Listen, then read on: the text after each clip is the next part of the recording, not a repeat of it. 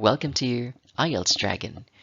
Today's video lesson is about IELTS Speaking Part 1 with the topic Public Transportation. I'll answer questions about transportation so you'll have an idea on how to talk about public transportation better in your IELTS speaking exam. Let's get started. First question. Do people in your country usually use public transportation? Let me read the first answer. Definitely. I'm proud to say that our government has made so much effort to provide better public transportation to us. We have a wide choice of transport, such as trains, buses, ferries, rapid transit, among others. And what I like about our transport system is that it's well organized, and more importantly, the schedules are strictly followed. So here, I gave a direct positive answer, but not in a traditional way of saying yes. Then I proceeded to talking about my feelings towards the efforts that had been put by the government in my country to improve the public transportation system.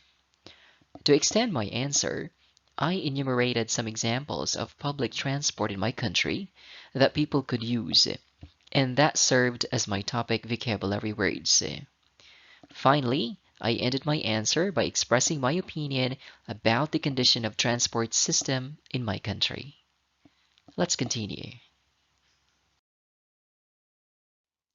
What's the most popular mode of transportation in your hometown? My hometown is really remote, so it's expected that we don't have plenty of choices in terms of public transportation. So basically, people in my hometown own vehicles. It's common in every household to have at least one car, and that's the main means of transportation there. So my answer here is creative in a way that I didn't immediately provide one type of transportation. I made the examiner visualize the condition of our hometown, and after that, I gave my answer, which is car. That's a very good way to show off my language skills to the examiner. Also, if you notice, I used the word hometown twice. Well, you don't always need to paraphrase words, as it will only make you sound unnatural. Let's continue.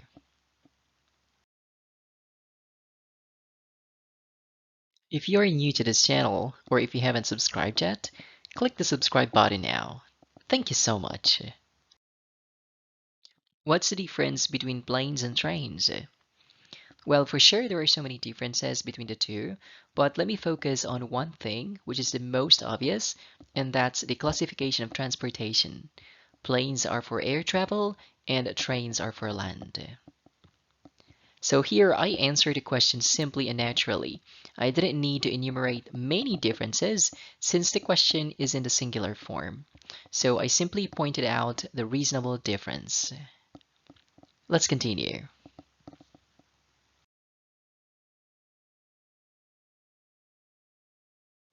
Do people in your country drive to work? If we talk about the people in cities, they normally use the public transportation since the system is incredibly convenient. Our government invested so much on transportation in cities because the business is centered in those places.